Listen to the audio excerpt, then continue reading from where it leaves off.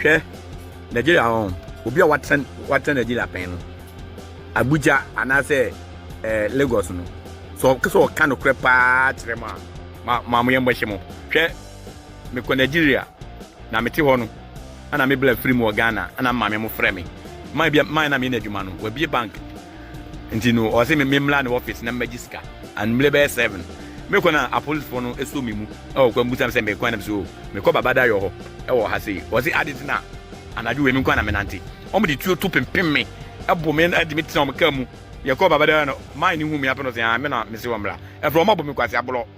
Nigeria o mabo me kwase because of say o me team me kasa say me Ghana ni no. Nigeria from pe Ghana for say mo. Sorry, that last video, I had to match it just to save time. That's a Ghanaian sharing his personal experience in Nigeria. He said, Nigerians are so free. Again, he didn't say Igbos. He didn't say Yorubas. They see you as Nigerians. And as Nigerians, right, you can be sorting it among yourselves and be like, we are Igbos, we are Hausa, we are this or that. No. To them, if the goal is to deal with Nigerians and it comes from the top, right? They won't even ask you who you are. I'm just saying. But you see, the last guy was sharing his own experience in Nigeria. He said, in Nigeria, they are not that free. Ghanaians are not free. That because he's working as a project manager and he won't pay bribe to the police in Nigeria, they arrested him, they locked him up until somebody came to come and pay for him or so. But yet, Nigerians in Ghana are free. They are doing whatever they like. They are, that's what he's saying. In one of the hundreds of videos of Ghanaians calling for this Igbo title to be cancelled. Did you hear that mofo that said, how could you go to another place and say you are a king? And then, you see that kind of selective amnesia, right? Is always intentional. It's called gaslighting. If you go to Igbo land today, you are going to see a Yoruba ceremonial oba, right? In areas where you have Yoruba domiciled communities. Anambra in particular, especially Anambra, where they have large communities of the Yorubas. They have their own royal father, ceremonial. He's got his own small palace in his house, right? He's not a king or anything, but somehow that is the closest. I mean, the closest that people fused with their culture when they feel like, oh yeah, we can go and talk to Kabiesi, or we can go and talk to Igwe or Eze. By gender, somebody who is from that same tribe that is so similar. If you go to Kaduna, if you go to all these places and you have Yoruba communities, there are places where you will see them even put on crown or put on something that look like crown, and they will be holding this horse tail, irukere. People didn't really see that as anything or any threat until this APC, Egbekegbe, became part of you, right? I mean, the same person was with the current president of Ghana. He must have a particular reputation in that country that he could have built his village without even using Igbo this or Igbo that. But listen, he was appointed as the leader of the Igbo community, right? And the Ghana government don't really see them as any a threat, or so to say. Because if they did, I don't think, Mahama will seek their support when he wanted to be president of Ghana, I believe, for his re-election. This is recent. Like you said, when it comes to culture, you tell your own story. We're absorbing a lot of Igbo words into our own language here in Ghana. So when somebody sees a pig, it says, "Wait."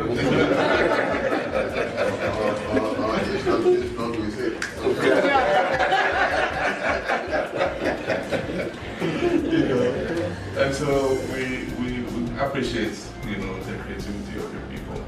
And your people are very enterprising. Wherever they go, they are able to, survive and, make the best of the opportunity. And I mean, for you radiate that, confidence and, humility at the same time. And I know that you're one of the influences to make your people law-abiding within Ghana and to keep according to the laws of Ghana. And so we appreciate the work you do as Your Royal Majesty. And we'll continue to work with them. So, John Mahama, President of Ghana, we demand that the RONUKUS are asking Ghanaians to kill, because that's what that guy was actually saying. If you don't deal with them, they will not learn. His contribution to Ghana, the contribution of Igbos in Ghana, that is pretty much acknowledged, right? So well acknowledged at their highest place of authority, means a RONUKU that is on social media calling the Igbos terrorists. They are bringing terrorists, an ignorant mofo they happen to share nationality with, in the business of keeping people divided for the benefit of who? Your criminal politicians who don't give, the rat about you. So I decided to share that. And at the same time, if I have any of my friends in Ghana, my Ghanaian friends and all that, see, your, what do you call it? Your anger is understood or is understandable, but at the same time, it is completely misplaced. I also understand the fact that sometimes culture clash. If it is something that is totally frowned upon by you and your own, culture and tradition, absolutely resolve it and tell them that nobody can be crowned in your area. It is your land, but they are not on your land to create havoc or because it is the land that they chose that they too will prosper on. So no matter the kind of the hatred that is being shared on social media, right? Just take a look at the characters that are urging you to be hostile, and then you get to have your whole answer there that your anger may be understandable, but at the same time, it is completely, misplaced. I wish you all the best. So here is one of his interview with one of these Ghanaian platforms, the same person. And looking at you as an Igbo king, that means you stand solely for the people of the Igbo land. Do you allow other tribes from other places like Nigeria and other places right here in Ghana to come to you for assistance just in case they need any? Yeah, Jesus is the savior of the world, but he started from Israel. So the tribe that made me to sit where I am today is the Igbo tribe. Yeah. But remember that I'm a Nigerian. Igbo is inside Nigeria. Yeah. And every Nigerian, every Igbo man will believe so much in ourselves. As soon as you cross the border, you are not seeing like Igbo again, like Yoruba again, like Hausa again, but you see like a Nigerian. So the throne of the diaspora Igbo throne in Ghana is protecting Igbos, defending Igbos, projecting Igbos, defending Nigerians, projecting Nigerians, and all tribes in Nigeria. In extension, also support everybody that comes around us, irrespective of the country where you're coming from and the tribe where you're coming from. And Now, you may look at him and say, oh, is this or that? But can you actually fault that? That somebody says, right, my title, and I believe my assignment is to project Igbos, defend Igbos, right? And by extension, is from Nigeria, he admits. So he will by extension extend the same thing to other tribes. So what exactly and where exactly is the hate coming from? I'll leave you with that. But let's take it a bit further. This time, we'll go back to, or should we stop in Brazil, where Kalu was given a speech about climate change. BRICS, no, not just climate change. I think he said other things. But this speech has been trending. There's a lot of you called it an embarrassment. What would you call it? Share problems, environmental degradation, climate crisis, and global health care inequalities. Africa has contributed the least to global emissions but suffers the most. Nigeria, therefore, associates with what I've heard here today and what has been taking place in BRICS. The next financial restructuring, body, and re-evaluation of the global system. Nigeria therefore called on BRICS to lead a new path of justice anchored on fairness, sustainable technology, transfer and accessible financing, such that emerging economies can fully benefit from the various initiatives in this field. The African continent is creating the path through the African Carbon Market Initiative and Great Green Wall. We believe that eventually COP30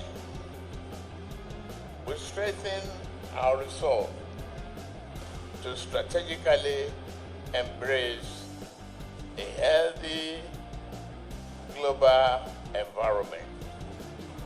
Nigeria strongly believes in South-South cooperation. We can therefore not be passive participants in global decision-making.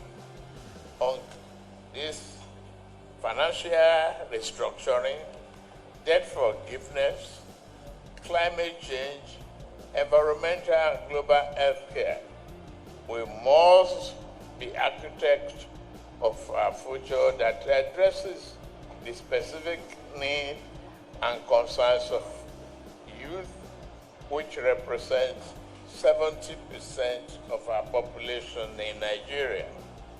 Therefore, we believe Nigeria remains guided by our long-term vision 2050 and nationally determined contribution. We are taking bold steps to accelerate renewable energy adoption, mainstream climate action, promote nature-based solutions.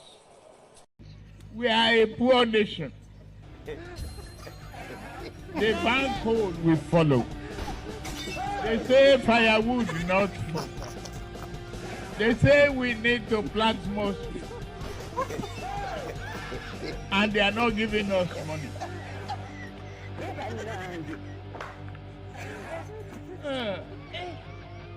We need to open our eyes, shine it, and tell the West. If you don't guarantee our finances and work with us to stop this, we are not going to comply with your climate change. They'll do it. Now, is there talking about climate change at BRICS. Now it's just reading this copy and pasted nonsense. It didn't tell them there that, listen, if you don't guarantee our finances, we're not cooperate with your climate change. They'll do it. That's the second time he's going to that summit.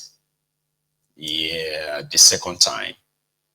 And of course, he didn't tell them to guarantee our finances. Papa Wiri.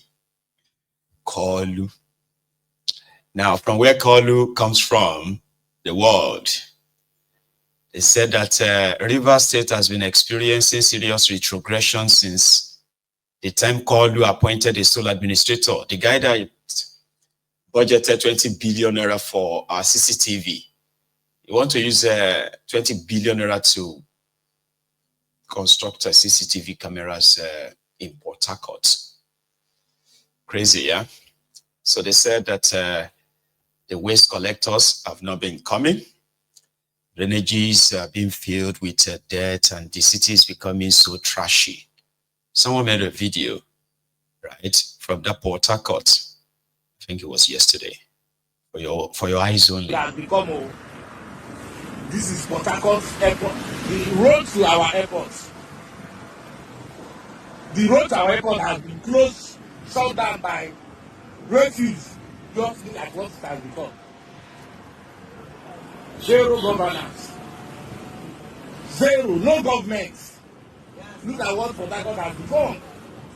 This is 5 minutes to the airport. As soon as you step down from the airport, this is what you will be confronted with.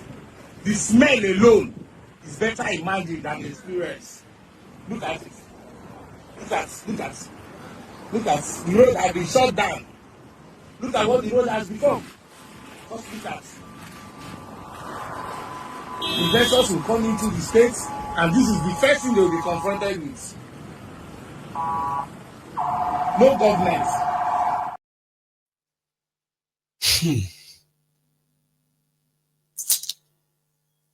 I don't know what that means to those of you who are from that area, but that can be 6. Well, it's possible though. I want to say that can be 6 months refuse collected from Port Harcourt, dumped in a single place. But somebody said no, it's probably like 2 weeks or 3 weeks collection, because that's not something that you just wake up one morning and everywhere is just littered that way. The road to the Port Harcourt, even road to Okese, in no day. Ask the people of Asaba about Asaba Road. They will show you this. Politicians! Politicians! Politicians! Politicians! Politicians! Politicians!